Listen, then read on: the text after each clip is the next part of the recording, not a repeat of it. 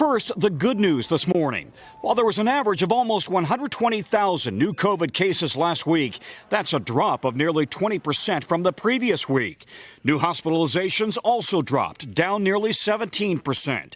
But from the East Coast to the West, governors complain they simply aren't getting enough vaccine doses to meet demand. Here's how crazy it is. We had NIH and the FDA call me directly to beg for vaccines because the federal government hasn't provided them any. Just 594,000 in a state of 40 million new doses came into the state from the federal government. Simply not enough. While some health experts have recommended postponing that second vaccine dose to inoculate more people faster, Dr. Anthony Fauci says the second dose boosts antibody protection tenfold. We feel the optimum approach would be to continue with getting as many people on their first dose as possible, but also making sure that people on time get their second dose. The CDC reports now 690 known cases of the mutating UK strain in the U.S.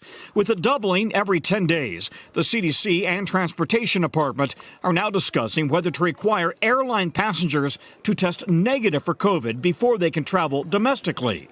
As the CDC prepares to release new guidelines on schools in the coming days, there's been an increase in child COVID-19 cases, up 10% over a 2-week span. Still, the CDC director says data shows little transmission within schools. If we want to get our schools open and our schools open safely and well, the best way to do that is to decrease the community spread. And while top health officials insist it's critical for Americans to continue wearing a mask and practice social distancing, some states are starting to loosen restrictions. Disney's California Adventure Park will reopen in March for what's being called a limited-time ticketed experience. Colorado, New Jersey, and New York are allowing more indoor dining. And Tom, you got a few more details on that Pfizer vaccine. Some good news on transmission. Well, you know, all along the question has been, if you get the vaccine, will it stop you from shedding the virus, from spreading it to others? And the news out of Israel this morning suggests that, in fact, it may do that. The extent to which is still unclear. But the Israeli studies suggest that the Pfizer vaccine does dramatically reduce the amount of virus that you shed. And, of course, that's going to be key to stopping the virus's spread in this country and really worldwide.